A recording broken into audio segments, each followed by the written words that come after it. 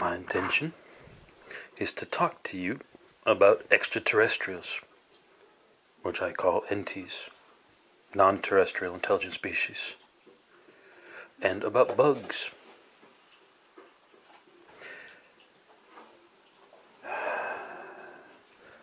Because I have been watching these things and studying these things, and I recognize that perhaps the scariest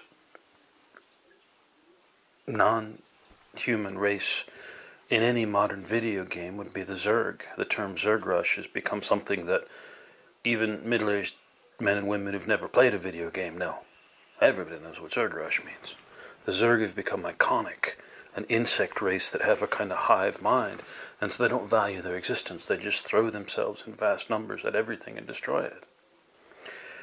The recent adaptation of a very famous science fiction book called Ender's Game, a bug race, an insect race with a hive mind that the entire human species has to go to war with and is nearly destroyed by and saved by a young boy named Ender. For some reason, this terrifies people. And a giant race of super intelligent sharks, to me that sounds scary. Right? Flying octopuses, that would be scary. But no, the thing that people are freaked out about is big bugs. And there's two reasons this matters. One, in the very near future, you're going to meet some big bugs.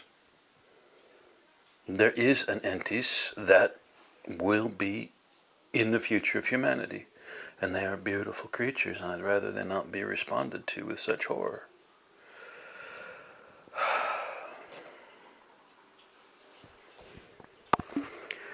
And two, because I just watched a video by a guy who's brilliant, but clearly owned by various marketing entities and doesn't have much integrity, suggesting that the human race is becoming a Zerg species.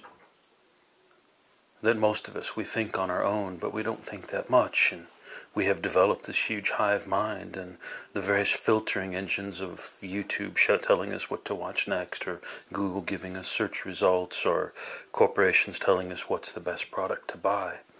That increasingly humanity's becoming a kind of Zerg race. They're losing their individuality and developing a hive mind.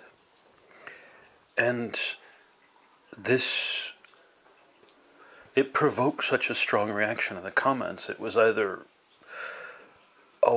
theories of taking over all humanity and wiping out their will by giving them some sort of hive mind, or, anger that you would dare to suggest that humans were bugs, and just lots and lots of violence.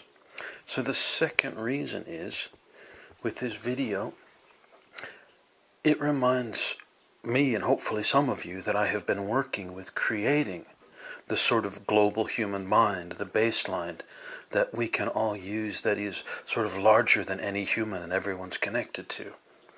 And a lot of this stuff creates fear and anxiety, that if we have some larger human mind, it's going to eat your brain and you'll just be a zombie doing what you're told. This is shadow propaganda to scare people away from the unity. And so I want to kind of sidestep some of that. And I thought maybe, since I've already made this sound kind of heavy and serious, I could do it by just talking about some of my experience with entities. Now, I know of two. If your standards are low enough, 3 hive mind civilizations in the entire galaxy. One is light years away from space travel, and the other 2 will never get there. That is, there is no hive mind species in your galaxy who travel around in ships and explore. And the reason for this is really simple. This is a reason your biologist could understand. Right? And the best example of it is, either a business sinecure or a crocodile. Right? Now you think back to when T-Rexes were roaming around stomping and roaring and things. And the closest thing there was to a human would be a mammal of some kind that was, smaller than a mouse. Just getting eaten by everything because they're too small, and surviving only by a kind of psychotic or sociopathic fecundity. They just breed in such vast numbers that they spread all over, kind of like bugs do now. Right? But see, when everything out there is going to eat you, even the bugs are dangerous. Your only choice is to evolve and change and grow. And in that time when human beings were these tiny, desperate, horribly horny mice, there's a good chance there were crocodiles or something very like it, floating around in a pond with their little nose humps and their eyes sticking out and the rest below water, just waiting until food came up and fed itself to them. They have never been challenged, crocodiles. And so today, you go walking your dog out in your backyard in Florida, one of those little yippy poodles, some crocodile's likely to come out and say, "Oh, you brought me lunch, thanks." And that crocodile's going to look almost exactly like they did back in the time of the T-Rex. This is what happens with hive minds, with bees, with ants. They become so successful. Now, I was in Costa Rica years ago in the jungle, and this vast biodiversity of animals and birds and monkeys and crazy stuff. People come from all over the world to birdwatch there. And I read a pamphlet put out by one of their parks, and I don't know if it's true because I never verified it, but they said in this pamphlet that somewhere, I don't know the numbers exactly, somewhere above 50% of the biomass, that is, of all living things, was made up of ants. Now, ants weigh almost nothing, right? You've got to have, 2 universities and a traveling marching band full of ants to weigh as much as a bird. That's a lot of ants.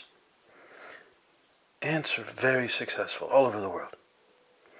I was in Hawaii, up in the hills, saw these little tiny ants walking around everywhere, and I went down by the docks where these freighters came in from, Brazil or something, someplace, Chile. And coming up from the freighters, once you got into the freighters, all you saw were these black ants that were about twice the size.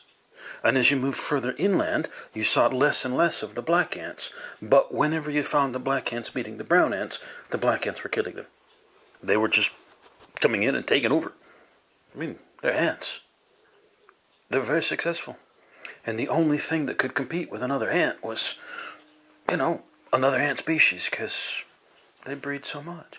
This is why hive minds don't reach sentience.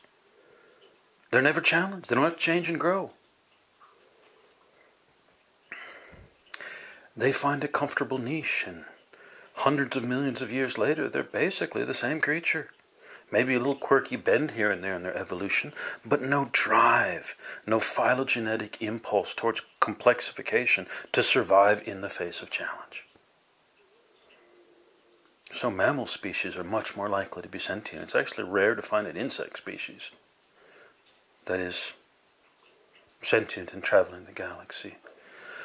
Reptiles also are uncommon. They evolve most often in worlds that are very harsh, very arid. Someplace where even the reptile has trouble surviving with its thick skin and, its ability to go torpid and need very little food. So in these rough situations, there's a phylogenetic impulse that can drive the reptiles to survive. And so on these kind of arid planets, it can happen. And sometimes the world mind itself, as it evolves with the species, and this is way beyond your science, I'll just ignore it, but the world mind itself will decide this is the best species to help advance. And so it will guide the evolution of the thing. So I know of at least one reptile race that's evolved for that reason. But there are none. There are no bug-borg races. There are no Zerg, right? The evil races of Ender's Game. There are none of them. They don't exist. Yes? They don't exist because they can't evolve phylogenetically. This makes sense? Now what I want you to understand is you ain't done evolving. I know I can't use terms like phylogenetic potential and psychotic fecundity and say ain't. Because, I sound like I'm not very smart. But that's okay. Too many people look back at the entire phylogenetic process and say all this evolution has happened to create us. We're the end point of evolution. You ain't. You're a step in evolution. And right this moment it matters because humanity is going through a major phylogenetic shift. They're becoming a different species right now. You never end. You always continue to develop. Yes? And your species, if right now it became a hive mind, would quit developing for the same reason that the ants and the bees and the crocodiles have quit developing. You would become very successful with no competition and no struggle, and you'd all become fat, lazy bees. And you'd never develop any further.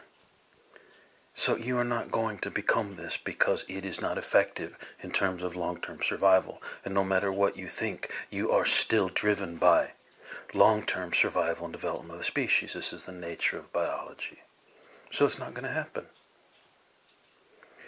And anything that tried to do it, think of perhaps the robot race in Matrix, where they trap everybody in bubbles and feed thoughts into their mind to control their responses. Anything that tried to do it would end your phylogenetic progress. You would stalemate, you would stabilize. And so if anyone among you tried to say, step up and become an overmind and make everybody slaves, all of you would fight it. Your biology would fight it. They would be seen as a kind of disease. And the global scale immune system would begin to remove them because this isn't helpful. Right? It's not going to happen. Now, there is going to be a human overmind. Right? Now, imagine that you read a book that you think is really cool, so you make some notes on it and share it with your friends. Right? Now, imagine you post it on the internet, and 500,000 people around the world go to your page and read it and maybe give it a thumbs up or something. Right? What you've done is take your little bit of knowledge and share it with a vast number of people. And people don't care about that book. They don't go read your page. People who do, they go and look it up. Maybe you've got a book on planting orchids or how to play the Simpsons game. People don't care about that, don't look at your page. But the ones who do care about it, they go check it out. This is how the overmind works. Your human mind, what you think of as the mind, the first mind, stays you. The higher levels, as they begin to develop, they link together with others. And at no point in there do you lose your human mind. You're just basically jacking into a kind of internet. If you've got to solve some vast problem that takes a lot more brains than you have, you can link into the overmind and use the extra cycles of other people who are sleeping or otherwise not using it or just offering to share. You want to know more about playing the Simpsons game? You can log into this overmind and download the information you need. This is the way an overmind works. Only it's not just mind, it's also heart and emotions. When you're chaotic or emotionally out of control, you can link with this overmind and find the vast sense of stability of your entire species and use that to cause you to help you to relax and come back to where you want to be. It doesn't make you do it. You can disconnect at any point and become as uptight as you want. But when you want that, it's there. Imagine having a really big family, like 12 brothers and sisters. Only not like most of the ones you've met, if you have ever met any. These people all really love each other, right? One of them has a hard day and they come home, and the others all say, wow, tell us about it. And they support him. They sit down next to him and hug him or, bring him something that they enjoy. It's that kind of thing. It's having a group of amazing people around you that support you. And in that family, you could say, no, I need to be left alone. You go to your room and close the door, right? Or you can accept the help of your entire tribe there. This is how the overmind works. And humans have been increasingly programmed by shadow elements in your world to fear this overmind, to think it's going to destroy you or control you. It won't, because that would take away your ability to progress. Instead, the overmind is a thing that supports and helps you and increases your ability to progress. In difficult situations, you can just download information from the overmind. When you're sitting in school and have a test, you can just download the entire book and get all the answers right. Right? So the entirety of education is going to have to change. The stupid way you teach your young won't be relevant anymore. So this is happening. Right? This is the overmind, and this is something that most of you will not tap into in your lifetime. Because it comes from the second mind, and more importantly from the third mind, and most of you simply won't evolve far enough to find that. You won't develop far enough. But for those who do, it's a wonderful thing, and it is what will cause the entities out there to say, you are no longer a bunch of savage barbarian monkeys. You have developed an overmind, you're a sentient species now, and will work with you. Right? So this is important. There is also a kind of undermind that Jung and others have talked about, the global subconscious. But until now, this sort of global subconscious has been a chaotic storm, a perfect storm, a stew of elements swirling around, and there's been no stability or comfort there. Only sort of images that you all share in your dreams and such. That, now that your world is finally healing itself, that will become a stable global subconscious you can all tap into and help to make you part of humanity and help you to understand the world and to get trees and animals in a way you never have, to understand weather, to care about your world and saving it from your destroying it. Right? And that is what I call the baseline. It is a powerful, stable, underneath thing that most of you won't even be aware of, but it will keep you stable and healthy. It's like the keel on a ship, the big, huge, heavy piece of wood on the bottom of a sailing ship that keeps the bottom down and keeps it strong. The underneath mind, the baseline, is like that keel. And it's not a scary thing. And it's not something to be frightened of. And all this propaganda about the Borg and hive minds and shit, it can just be tossed out the window. It is propaganda to keep you scared. The undermind, the baseline, is already there. And the overmind has begun. The human overmind has begun. It already exists, and some people are linking into it, and those who are most aware are feeling the call of it and reaching towards it, and those who are watching are sensing it. And it is what will guide humanity into this next wonderful stage of their evolution, of their phylogeny. Right, so for those of you who are scared of the Zerg or of becoming the Borg or one of these silly things, I hope that if you can at least listen enough to get past your bigotry and prejudice against anybody knowing this kind of information, that you can maybe relax a little bit and realize that there are no hive minds out there that will come and take over your world. They don't make it to space travel. That no species out there is going to evolve into a hive mind because it's immensely destructive. It stops you from reaching from the third peck up to the fourth.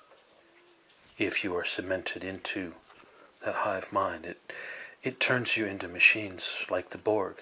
And no species would allow this, and none of the other species out there, because they're all nosy and butting in each other's business, would allow that to happen.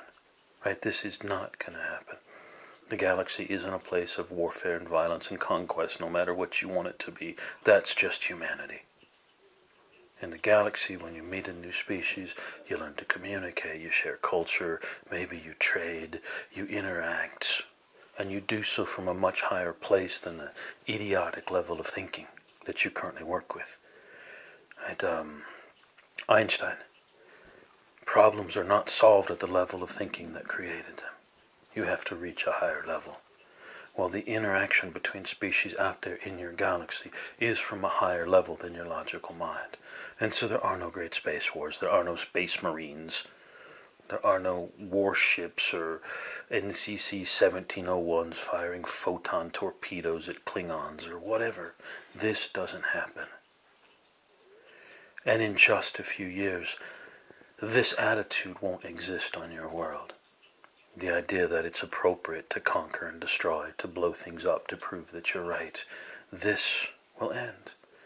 And as this happens and you begin to interact more with the entities who have been watching your world for a long time, you begin to evolve and change and understand that it's actually far more beautiful out there than you've imagined, and a whole lot safer. And you're not going to turn into a race of bugs with a giant bug mind. You're going to become something beautiful and amazing. Responded to with such horror.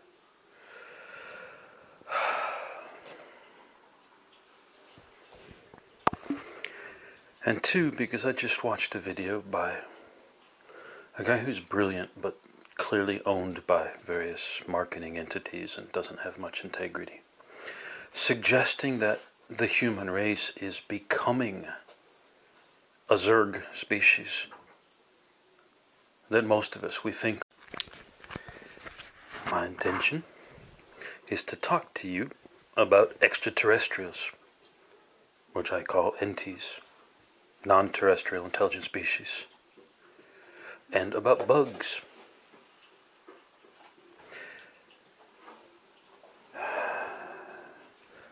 Because I have been watching these things and studying these things, and I recognize that perhaps the flying octopuses, that would be scary. But no, the thing that people are freaked out about is big bugs. And there's two reasons this matters. One, in the very near future, you're going to meet some big bugs. There is an entities that will be in the future of humanity, and they are beautiful creatures, and I'd rather they not be. The recent adaptation of a very famous science fiction book called Ender's Game, a bug race, an insect race with a hive mind that the entire human species has to go to war with and is nearly destroyed by and saved by a young boy named Ender. For some reason, this terrifies people. And a giant race of super intelligent sharks, to me that sounds scary, right? Scariest